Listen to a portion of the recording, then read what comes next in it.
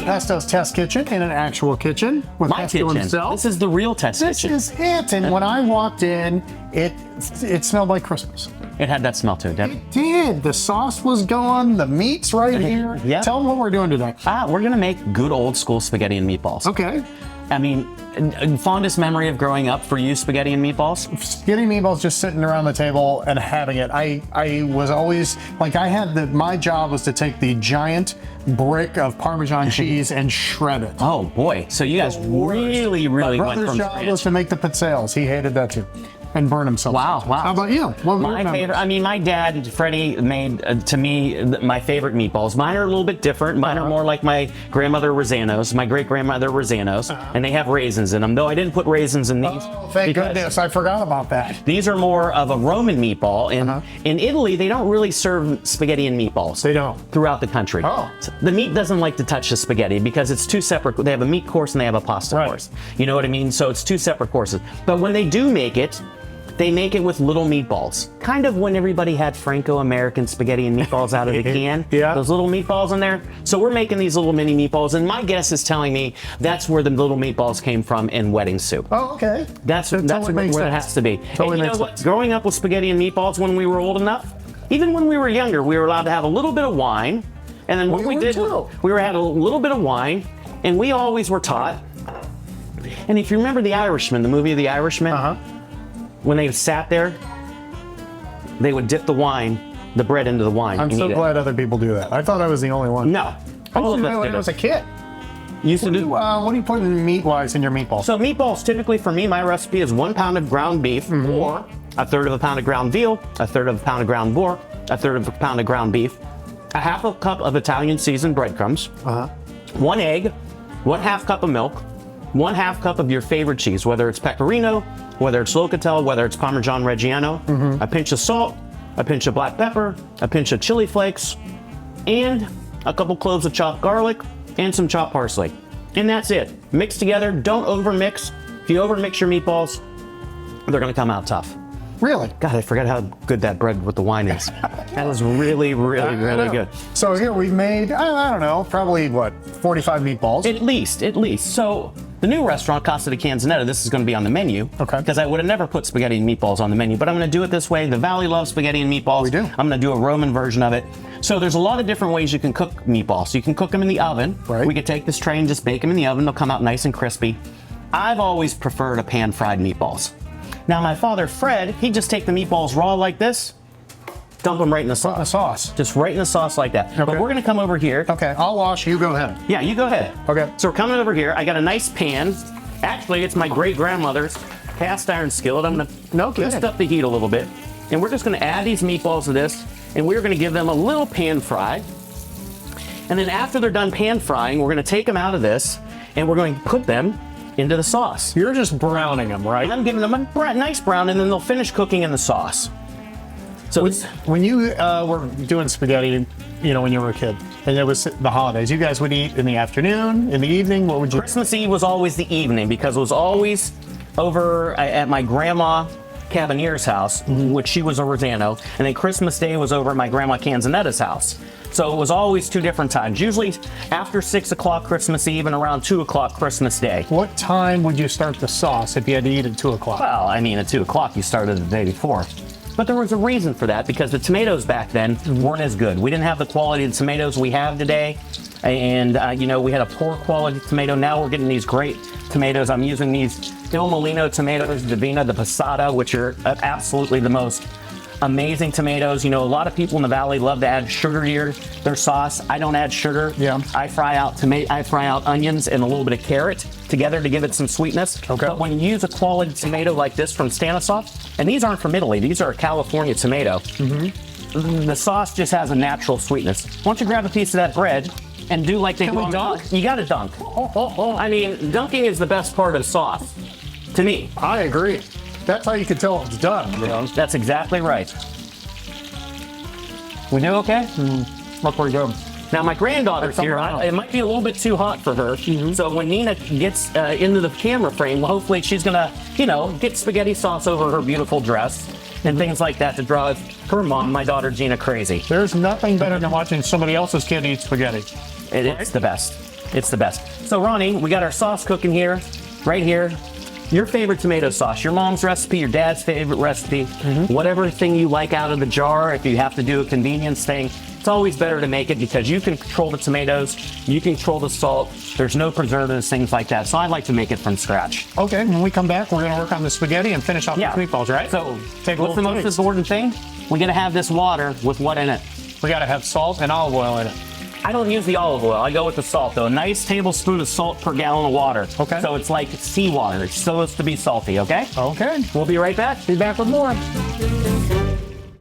The Ray Boom Boom Mancini Foundation presents the Gianni Russo Experience, Thursday, October 10th at 8 o'clock at the Robbins Theater. It's a night with actor, entrepreneur, philanthropist, and mafia associate Gianni Russo, best known as Carlo in The Godfather. Learn about Gianni's life, from surviving polio to becoming a messenger for the mob to hanging out with Marilyn Monroe and the Rat Pack, and so much more. Get your tickets now at the box office or at robbinstheater.com. No hot water? Call A to Z Dependable Services. Our fully stocked rapid response water heater specialist will get you back in hot water in no time. A to Z is the only call you need to make.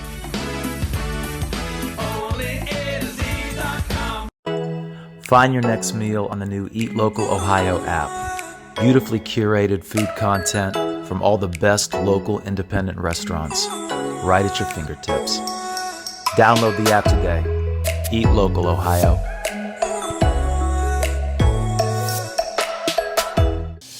Taking one cash offer for your home doesn't have to be your only option.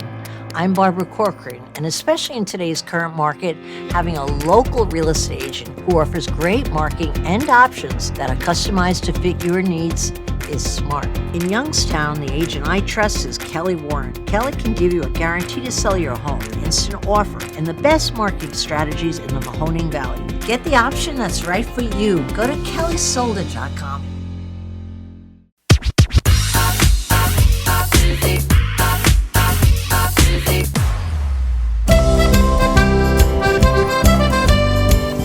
So now, I'm going to take these meatballs, I'm going to add some sauce to it.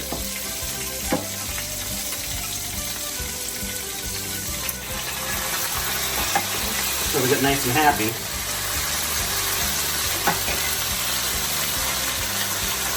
And then maybe just a little water.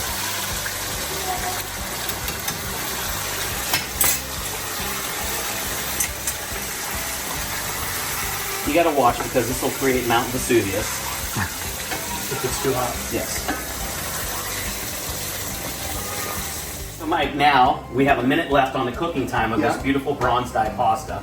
It's soaked up all that wonderful water and salt. We're going right into the pasta. Sauce, you want to call it sugo, you want to call it marinara. This, a lot of Jersey people call it gravy, but that's typically with meat in it, whether it's pork shoulder, brajol, meatballs, sausages, whatever. So now we always want to hit it with a little bit of this water because it's got starch and salt in it.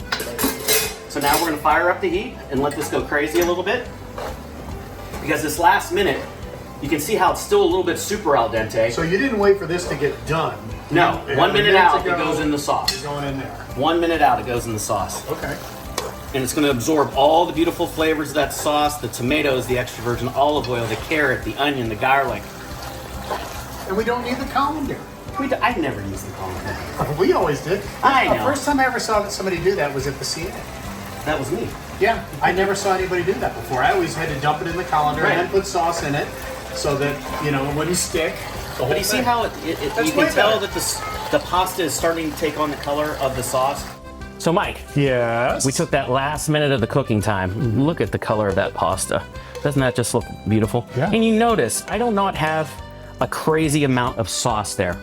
One thing we do as Americans, we put too much sauce on pasta. Everybody likes sauce, and that's fine. But in Italy, that's about the amount of sauce you'll get. But now, we're gonna put those beautiful little Roman meatballs on top. And just look at that. How good does that look? Because now, instead of having like 2 meatballs on your plate, you can have like 8 or 10 meatballs on your plate. And you feel bad for taking the third one. Well, now I can take 3 and not feel terrible at all. Funny story about my dad. My dad used to make meatballs for the amount of people that were coming. And he had 2 per person? 1.5. And if you took two, or if you went back for the third, it's like you weren't invited back. In trouble for it? You got in trouble for the third meatball. Jeez. So do you like Parmesan or do you like Romano cheese? I honestly don't know the difference. So Parmesan is a lot softer. It's a little nuttier. It's a little bit more mellow. It's been aged longer. Whereas this is a Pecorino Romano. This comes from cow's milk cheese as well. It's got a lot more sharpness and a lot more salt to it. I think it's the perfect pasta for cheese. I mean, the perfect cheese for this pasta, at least. We're just going to grate some over top. Look at that. I think my granddaughter's going to get in this real quick. Oh, yeah, bring her in. Let's bring in the star. Nina! Oh my God, look at that. That doesn't bring back memories of us being kids, Mike. I don't know what does. Exactly. Nina, do you want to try some pasta? Or do you want to play with the ball? You want to try some pasta? Nina? Can she climb up there, or do I need to go get her? I think I can go get her. Okay. If she'll let me. Nina, come here, baby. Over here with this fork. Well, why don't we get in here until... Come here, baby girl. You want to eat some pasta with Papa? You want to eat some pasta? Want to try it? You want to eat a little meatball? Are you a spoon twirler, or That is... I am not. I'm not either. Let me blow this. You want to eat some meatball? That's a no, Grandpa. You want to smell? Well, maybe another time. As she gets older, this will be your favorite thing. And then we will watch you one day and you will have pasta sauce all over your face. All right, Papa loves you. Give me a kiss. Okay, go back to Mama. Good tip, Chef Mark. So what do you think of this? Oh, it's just spectacular. Did you taste the meatball? Yeah, well, when you weren't looking earlier. Well, this to me, it says everything about growing up. This says everything about Sunday afternoon. My fondest memories of my grandfather Canzonetta, who used to own the Savoy Bar and Grill downtown Warren. But every Sunday, every cousin, every son, every daughter would come over to the house, and we just have pasta and meatballs. That's all you need. Or it depended on what Grandma Viv wanted to put in the sauce. There could be pork sausages left over. There could be breakfast sausages left over. Yeah. Everything left over went into the sauce. So she really made gravy, and I didn't know what gravy was back then, but now I know what gravy is, and that's what she made. But this, to me, is the perfect Sunday dinner. You can't get much better. Sometimes it would be rigatonis, or as Graham would say, sewer pipes. Right. Your grandma call them sewer pipes Yes. too? Sewer pipes. I love bow ties personally, but spaghetti's my favorite. When's the restaurant open? We're shooting for September 30th. Get your reservations now, right? Yeah, you can do it online. If it's party 8 or more, you have to call us though. So give us a call, and we will be open soon. We're looking forward to seeing you at Casa di Canzonetta. Let's cheers it. Cheers. Yes, Cheers, good buddy. luck. Good job. Cheers. Chin dong. Chindan.